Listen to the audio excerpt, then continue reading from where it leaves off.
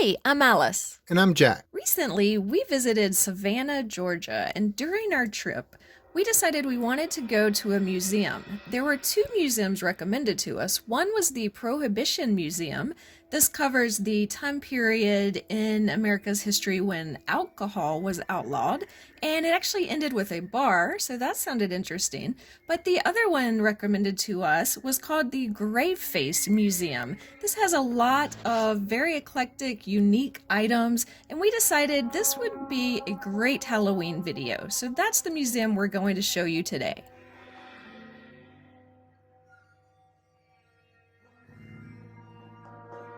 So this is the lobby. You see there's a lot of different sci-fi and horror-based toys and books. It's also a record store. The guy who opened this, his last name is Graveface. I'm not sure if he was born a Graveface or adopted that name, but he has his own record label and record store. So there's a lot of records here. His wife does taxidermy, so there's a lot of taxidermy exhibited.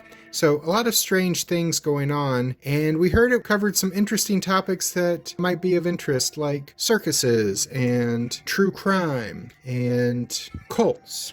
But we stopped here in the lobby and almost went no further. The entrance to the museum is this giant devil's mouth you have to walk through, and we started to think maybe if a museum starts out with a giant devil's face where you have to walk through the mouth, maybe this museum might celebrate some things that we weren't very comfortable seeing celebrated.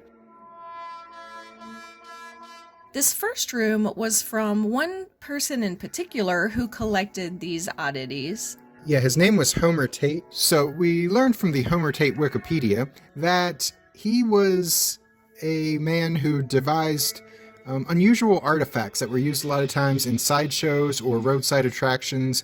And one example of this, out of several that's on display here at Graveface Museum, is Fish Girl.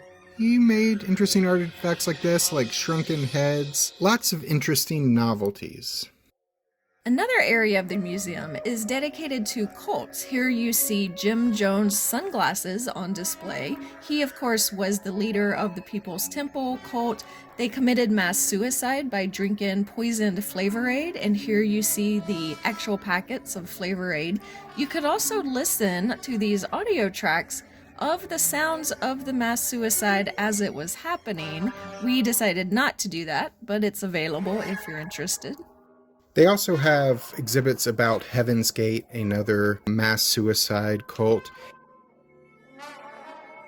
And in the next room, the owner of the museum told us this is actually either his grandfather or great-grandfather. Don't remember for sure, but that is definitely interesting. There's also a big section dedicated to circuses. The founder of this museum is really into clowns in particular and circus culture in general. So there was a lot to see here in this section as well. There were artifacts from old circuses of long ago. There are a lot of pictures on the walls of people who were in circus sideshows. Unfortunately, as you may be familiar with, there was a lot of exploitation of people who looked different from the average person. So there were pictures of that. It was kind of sad to see that.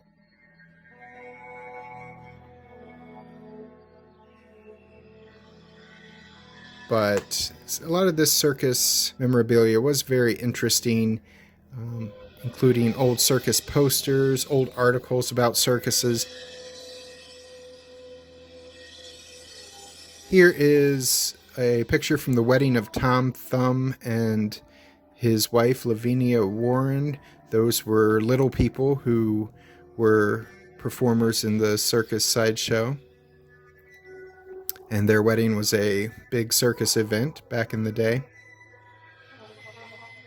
Here's some information about the Hartford Circus Fire of 1944. A circus tent got burned down. Some of the bodies were never identified. It was very sad. We enjoyed the circus, so it was interesting to see some of the history, but again, also bits of it were sad as well. And in the last exhibit room, there's a lot of artwork from serial killers. Now, a lot of this focuses on John Wayne Gacy. That is someone that the owner shared with us he has always been interested in. He owns a lot of his artwork. He also owns a lot of jailhouse recordings with Gacy being on the phone with other people from death row, and he was playing that audio as you tour the room. So you were hearing this guy's voice.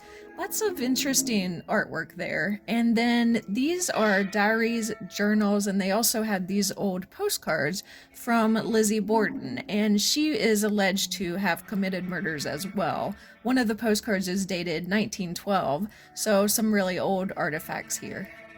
This, though, was my favorite part of the Graveface Museum. This is one of the big reasons I wanted to come. The owner has a room full of pinball machines. They are mostly sci-fi or horror related, and he has them all on free play, so you can go in along with seeing the museum for your $20 ticket price. You can play as much pinball as you want, and I was in there playing for over half an hour before Alice finally got tired of watching me play pinball. It's been a long time. I haven't played pinball since I was a kid. Some of these machines were really cool. They're all in great condition. Some of them are very old, but they were really fun to play. I had a great time. And this almost makes it worth the $20 itself, especially when you add in interesting museum exhibits that we also got to tour as well. So I don't know if this is a place that you'd like to visit. There certainly is an audience for such a place. I'm not sure we were it. It was an interesting experience, and you can probably tell from watching this video whether it'd be something you're interested in checking out or not. Yeah, it reminded me of some of the Ripley's museums that we've been in, except maybe a little darker, a little more intense. So I would say it's probably not my cup of tea. However, the owner was super, like very attentive, a great host, a great museum curator. He walked with people through the rooms and talked to them, explained things. So if you're into it, I would say it's be a great experience for you. It was an interesting experience. I'm glad we went and checked it out once. So if you liked this video, I hope that you will give us a thumbs up. If you haven't subscribed yet, please hit that subscribe button as well as the notification bell, and we'll see you the next time we're traveling through.